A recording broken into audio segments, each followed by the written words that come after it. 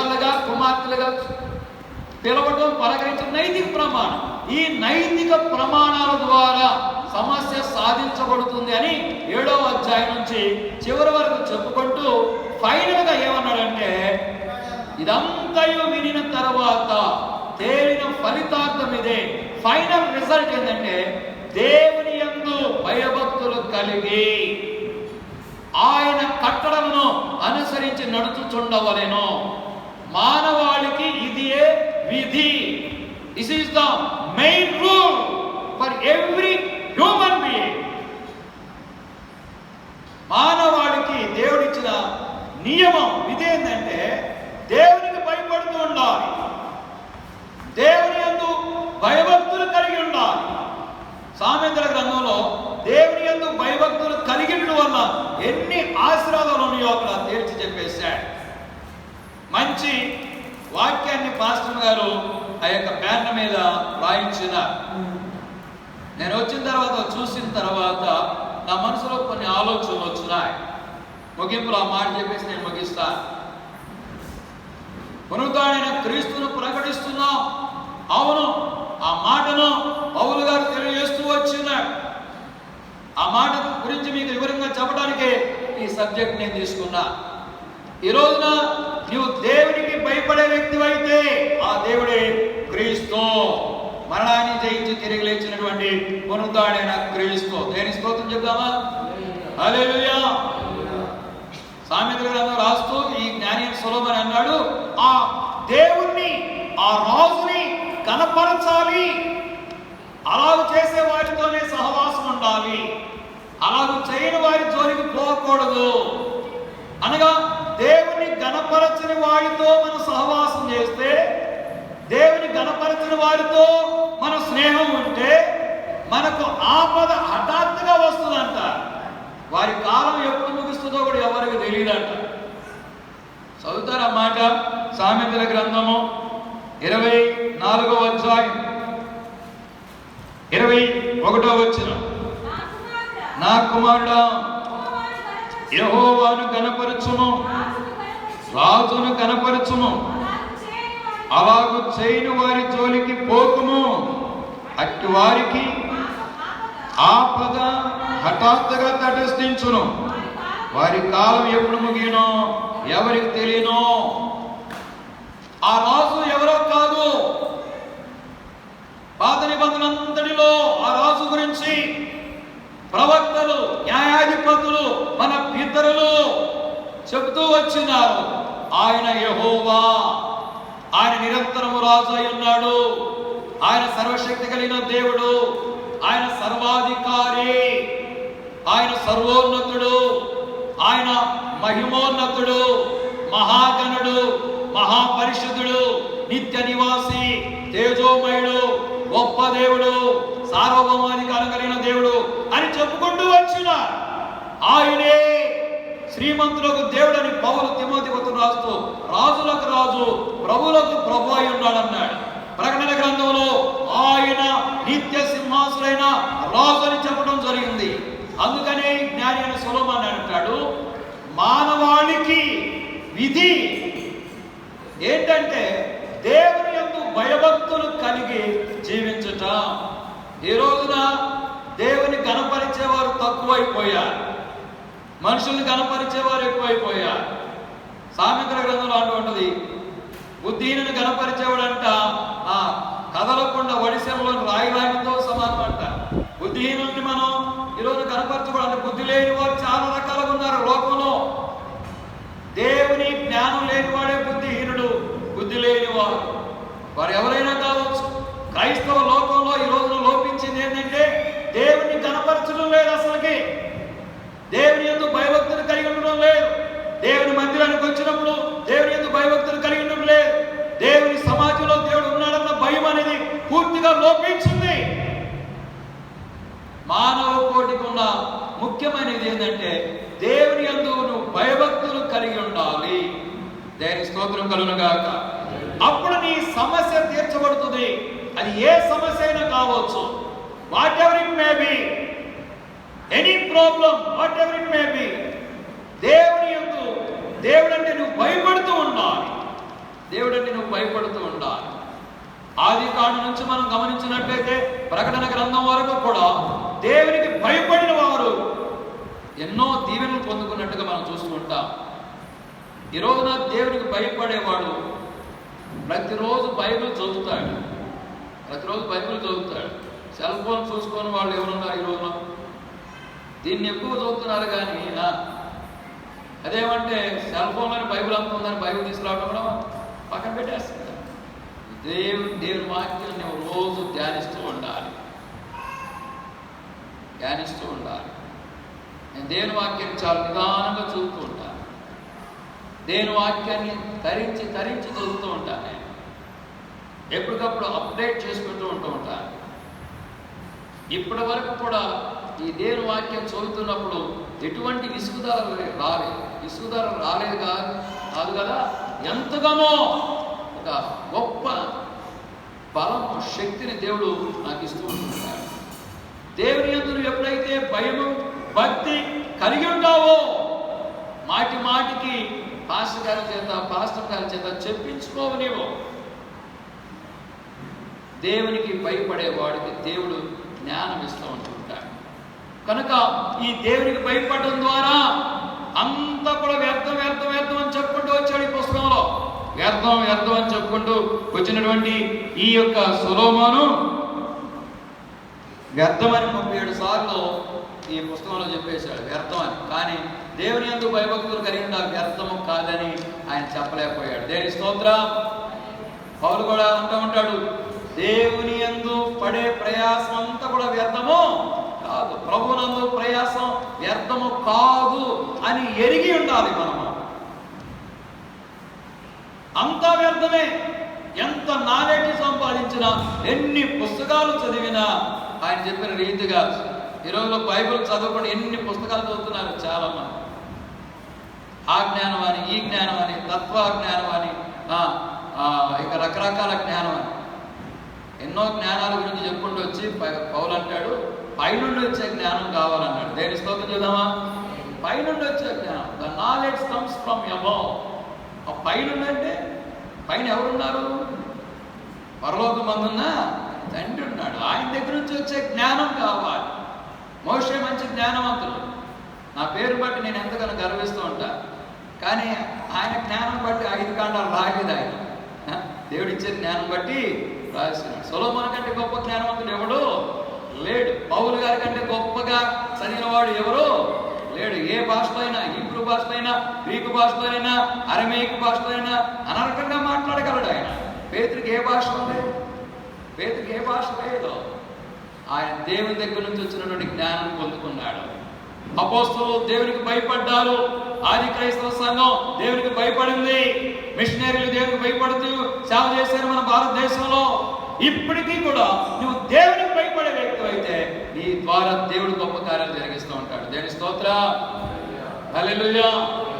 2 మాటలు చెప్పేసి నేను ముగిస్తాను, ఎందుకంటే నా తర్వాత పాస్టర్ గారు మాట్లాడారు. కొరింథీయులకు రాసిన మొదటి పత్రిక 1వ అధ్యాయం. కొరింథీయులకు రాసిన మొదటి పత్రిక 1వ అధ్యాయము 23వ వచనం నుంచి చదువుతున్నాం. అయితే మేము సిలువ వేయబడిన క్రీస్తుని ప్రకటించుచున్నాము. We are proclaiming Christ crucified. We are preaching Christ crucified. మేము సిలువ వేయబడిన క్రీస్తుని ప్రకటిస్తున్నాం. ఆయన ఈ రోజున యూదులకు అంటే క్రైస్తవులకు ఆటంకముగాను, అన్యజనులకు వెర్రితనముగా, క్రేజీగా ఉన్నాడు. కానీ యూదులకేమి, క్రీస్తు దేశస్థులకేమి, పిలువబడిన వారికేమి క్రీస్తు దేవుని శక్తి, దేవుని జ్ఞానం అయి ఉన్నాడు. ఎందుకు నువ్వు దేవుని యందు భయభక్తులు కలిగి ఉండాలి? ఈ క్రీస్తు యందు ఎందుకు నువ్వు భయభక్తులు కలిగి ఉండాలంటే Christ is the power of God. దేవుని శక్తి అయి ఉన్నాడు. Christ is the wisdom of God. ఈ దేవునికి నువ్వు భయపడే వ్యక్తి అయితే నువ్వు శక్తిమంతుడుగా ఉంటావు. నీకు దేవుడు జ్ఞానం ఇస్తాడు. చాలంతే. జీవితంలో అన్నీ వచ్చేస్తాడు. మనిషికి కావాల్సింది ఒకటి శక్తి, రెండవది జ్ఞానం. ఏ జ్ఞానం? దేవుడిచ్చే జ్ఞానం. అది ఉంటే అన్ని నీ దగ్గరికి వచ్చేస్తాయి. అన్నీ నీ దగ్గరికి వచ్చేస్తాయి. అన్నీ నీ దగ్గరికి వచ్చేస్తాయి. అవి లేకుండా ఈ సొలొమోను గారు చేసిన రకంగా ప్రయోగాలు మనం చేస్తే ప్రయోజనమేమీ ఉండదు. మేము సిలువ వేయబడిన క్రీస్తుని ప్రకటిస్తున్నాము. ఆయన దేవుని శక్తి, దేవుని జ్ఞానమై ఉన్నాడు. ఈరోజు చాలా మందికి అర్థం కావట్లేదు. ఈ దేవుని యందు నువ్వు భయభక్తులు కలిగి ఉన్నావా? నీ స్టడీస్లో నువ్వు పైకి వస్తావు. చాలా మంది స్టడీస్లో పైకి రావాలని ప్రయత్నం చేస్తున్నారు, కానీ దేవుని యందు భయభక్తులు మాత్రం కలిగి ఉండరు. నువ్వు దేవుని యందు భయభక్తులు కలిగి ఉంటే స్టడీస్లో నీకు మంచిగా దేవుడు కృప చూపుతూ ఉంటాడు.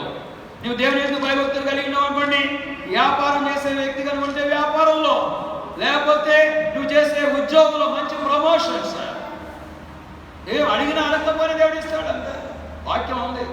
అడిగిన వాటన్నిటికంటే నువ్వు ఊహించిన వాటన్నిటికంటే beyond your asking and beyond your expecting దేవుడు చాలా ఇవ్వాలనుకుంటున్నాడు. దేవుని స్తోత్రం. కనుక ఆ దేవుడు, ఆ కృపామయుడైనటువంటి క్రీస్తు దేవుని శక్తి, దేవుని జ్ఞానమై ఉన్నాడు. దేవుని స్తోత్రం చేద్దామా? హల్లెలూయా. కనుక 31వ వచనం అంటున్నాడు చివరిలో, నీవు దేవుని బట్టి అతిశయించాలి. దేన్ని బట్టి కూడా కాదు.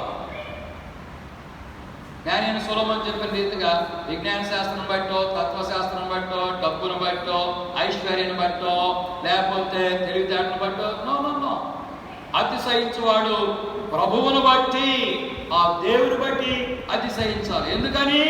దేవుని మూలంగా మొట్టమొదట ఆయన నీతి అయి ఉన్నాడు, నీతిమంతుడు. పాపినైన నిన్ను నీతిమంతులుగా తీర్చగలిగిన వాడు ఆయనే. ఆయన ఏమై ఉన్నాడు? జ్ఞానమై ఉన్నాడు. మంచి జ్ఞానము దేవుడు నీకు ఇస్తూ ఉంటాడు. ఆయన ఏమై ఉన్నాడు? పరిశుద్ధుడై ఉన్నాడు. నిన్ను పరిశుద్ధపరిచేవాడు. కల్వరి శిలలో కార్చిన అమూల్యమైన ప్రశస్తమైన రక్తం ద్వారా నిన్ను పరిశుద్ధపరిచేవాడు అయి ఉన్నాడు. ఆయన ఏమైనాడంటే విడిపించేటువంటి విమోచనమై ఉన్నాడు.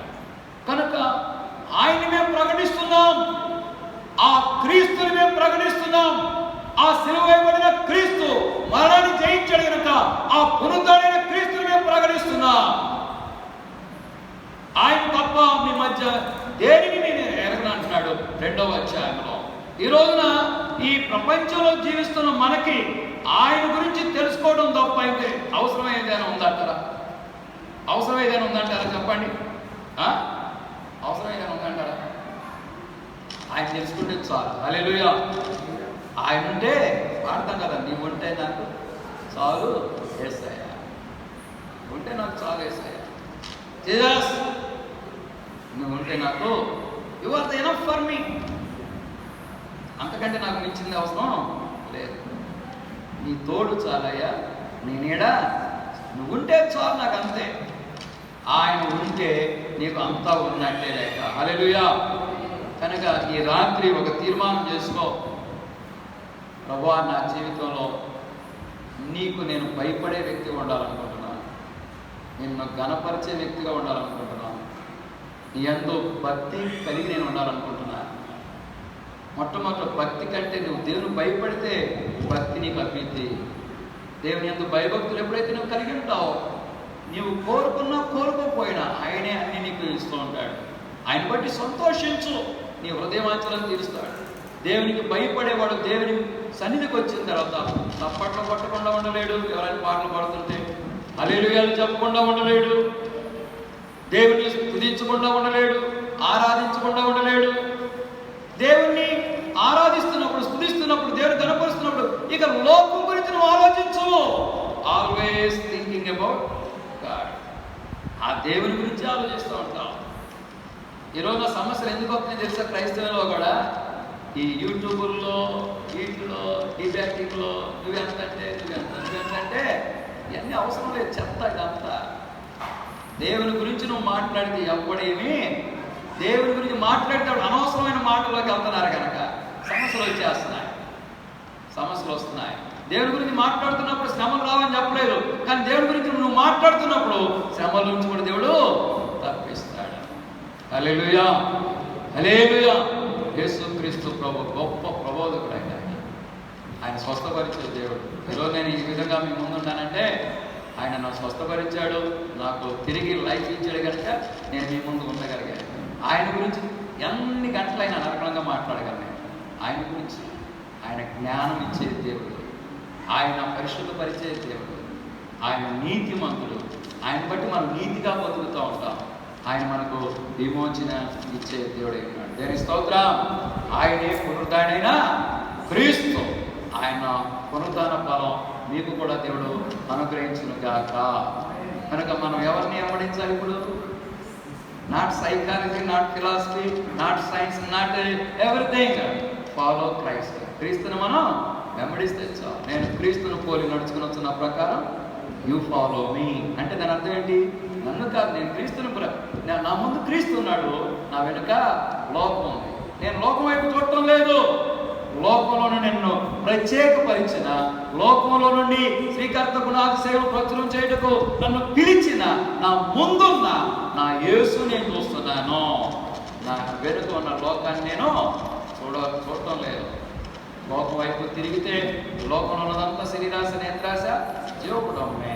కానీ శరీరాశను, నేత్రాశను, జీవకుడమును జయించిన పునరుద్ధానైన క్రీస్తుని ఫాలో అవుతున్నాను. పునరుద్ధానైన క్రీస్తుని ప్రకటిస్తున్నాను. ఆయన గురించి ప్రకటిస్తున్నప్పుడు అనేక మంది ఆయన వైపుకి ఆకర్షించబడ్డారు. దాని స్తోత్రం కలుగునుగాక. హల్లెలూయా. ఈ జీవితంలో ఒకటే నువ్వు నిర్ణయించుకో. ఈ రోజు నుంచి నేను ఈ సభలో దైవ సేవకుల ద్వారా దేవుడు నా కొరకు ఏర్పాటు చేస్తున్నాడు. నేను క్రీస్తుని అనుసరించాలి. ఆయన ఎందుకు భయభక్తులు కలిగి ఉండాలి. ఆయన ఇచ్చిన పరిశుద్ధ గ్రంథం బైబిల్ నేను చదవాలి. అప్పుడు దావీదుని వాడుకున్న రీతిగా, దానియేలును వాడుకున్న రీతిగా, యోసేపును వాడుకున్న రీతిగా, మన పితరులను వాడుకున్న రీతిగా, అపోస్తలులను వాడుకున్న రీతిగా నిన్ను కూడా దేవుడు వాడుకుంటూ ఉంటాడు. ఆ దేవుడు పక్షపాతి కాదు. హల్లెలూయా. నేను ఒక పాట పాడి నేను ముగిస్తాను. ఈ మధ్య ఈ పాట చాలా బాగా వైరల్ అవుతుంది. నీవు నా తోడు ఉన్నావయ్యా, నాకు భయమేలా నా యేసయ్యా. నీవు నా తోడు ఉన్నావయ్యా, నాకు భయమేలా నా యేసయ్యా. నీవు నాలోనే ఉన్నావయ్యా, నాకు దిగులేలా నా మెస్సయ్యా. నీవు నా తోడు ఉన్నావయ్యా, నాకు భయమేలా నా యేసయ్యా. నీవు నాలోనే ఉన్నావయ్యా, నాకు దిగులేలా నా మెస్సయ్యా. నాకు భయమేలా, నాకు దిగులేలా, నాకు చింతేలా, నాకు భీతేలా.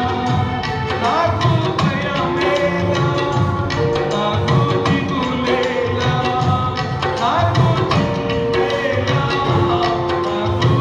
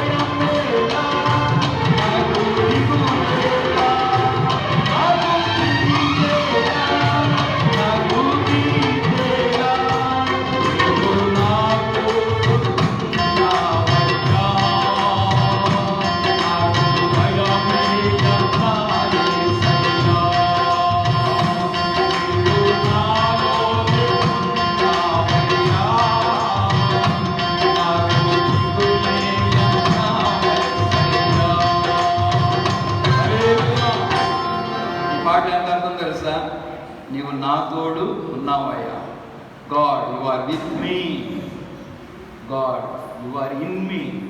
యేసయ్యా యు ఆర్ విత్ మీ, నువ్వు నాతో ఉన్నావు. యు ఆర్ ఇన్ మీ, నువ్వు నాలో ఉన్నావు. నువ్వు ప్రభుతో ఉన్నప్పుడు, ప్రభు నీలో ఉన్నప్పుడు నువ్వు దేనికి భయపడాల్సిన పని లేదు. దిగులు, చింత అంతా కూడా దేవుడు తీసేస్తాడు. ఎందుకో తెలుసా? ఆయన దేవుని శక్తి అయి ఉన్నాడు, దేవుని జ్ఞానమై ఉన్నాడు. ఆయన బట్టి నువ్వు అతిశయిస్తే నిన్ను నీతిమంతుడిగా చేస్తాడు. నీకు విమోచనం కలిగిస్తున్నాడు, నీకు జ్ఞానం ఇస్తున్నాడు, నిన్ను పరిశుద్ధ. అంతకంటే శ్రేష్టమైన ఆశీర్వాదాలు మరొకటి లేవు. అందుకనే సొలొమోను అంతా వ్యర్థం అని చెప్పుకుంటూ వచ్చి దేవుని యందు భయభక్తులు కలిగిన వ్యర్థమో కాదు. దేవుడు మిమ్మల్ని అందరినీ దీవించునుగాక. హల్లెలూయా. ఈ సభల ద్వారా నీవు ఆయన దగ్గరికి వచ్చి ఆయన కావాలనుకుంటే ఒకటే అండి, రక్షణ కోరుకున్న వారికి దేవుడు రక్షణ కలిగేస్తాడంట. కోరిక కలిగి ఉండ, నీకు ఎన్నో కోరికలు ఉంటాయి. మనిషికి ఈరోజు చాలా కోరికలు ఉన్నాయి, కానీ రక్షణను కూడా నువ్వు కోరుకోవాలి. శిలువలో వేలాడుతున్నప్పుడు యేసయ్య ఆయనతో పాటు ఉన్న నేరస్తులు ఒకడికి కోరిక వచ్చింది, నేను ఆ రక్షణ పొందాలి. కూటం అంతా విన్న తర్వాత లూదియా, నేను ప్రభువునందు విశ్వాసం గలదానని. కానీ అసలైన తత్వం, నేను ప్రభువును ఆరాధించే ఆరాధికురాలని మీకు అనిపించినట్లయితే నా ఇంటికి ఎందుకు రాకూడదు? బలవంతం చేసేలా రక్షించబడి తన భర్తను కుటుంబానంతా రక్షించింది. ఎలా రక్షణ పొందని నేనేమి చెయ్యాలి? వాళ్ళందరికీ పునరుద్ధానైన క్రీస్తును ప్రకటించారు. వాళ్ళు ఆ పునరుద్ధాన క్రీస్తు బలం పొందుకున్నారు, దేవుని కొరకు జీవించారు. దేవుడు వారితో ఉన్నాడు, వారిలో ఉన్నాడు, వాళ్ళకి దిగులు లేదు. కనుక 5వ తారీఖు వరకు కూటాలు జరుగుతున్నాయి. నీకు రక్షణ ఇప్పటికీ రక్షణ పొందకపోతే, నేను రక్షణ పొందాలని కోరిక కలిగి ఉండు, దేవుడు నిన్ను రక్షిస్తాడు. ఆయన దగ్గర రా, నేను ఆయనతో ఉంటాను, ఆయనలో ఉంటానంటే దేవుడు నీ హృదయవాంఛలన్నీ తీర్చునుగాక. అట్టి కృపను దేవుడు మీకు అనుగ్రహించునుగాక. నాకు ఈ సమయం ఇచ్చినటువంటి మరి బ్రదర్కి నా హృదయపూర్వకమైన వందనాలు, పాస్టర్ గారికి నా హృదయపూర్వకమైన వందనాలు. దేవుడు మిమ్మల్ని అందరినీ దీవించునుగాక. చిన్న ప్రార్థన చేస్తాం. పరిశుద్ధమైన తండ్రి, మీకు వందనాలు నాయన. విత్తబడిన ఈ మంచి విత్తనమైన వాక్యము నీ బిడ్డల హృదయాల్లో ఫలింపచేయండి నాయన. ఎంతో ప్రయాసంతో, ఎంతో కష్టంతో ఆత్మ రక్షణార్థమై ప్రభువైన నీ దాసురాలు ప్రభువైన యేసమ్మ గారి ద్వారా మీరు ఏర్పాటు చేసిన ఈ సభలను బట్టి మిమ్మల్ని స్తుతిస్తున్నాను. ఈ సభలో నేను కూడా పాల్గొని సంతోషించడానికి, నీ వాక్యాన్ని అందించడానికి మీరు ఇచ్చిన ఈ అవకాశాన్ని బట్టి మిమ్మల్ని స్తుతిస్తున్నాను. దేవా, నీ వాక్యాన్ని బిడ్డలకు ప్రబోధించిన వారితో నీవు ఉండండి, వారిలో మీరు ఉండండి. వారు కూడానైనా నేను ప్రభుతో ఉండాలి, ప్రభువులో జీవించాలన్న కోరిక కలిగి ఉండుటకు సహాయం చేయండి. నీ రాకడ కొరకు సిద్ధపరచండి. యేసుక్రీస్తు నామమున అడుగుచున్నాము తండ్రి, ఆమేన్.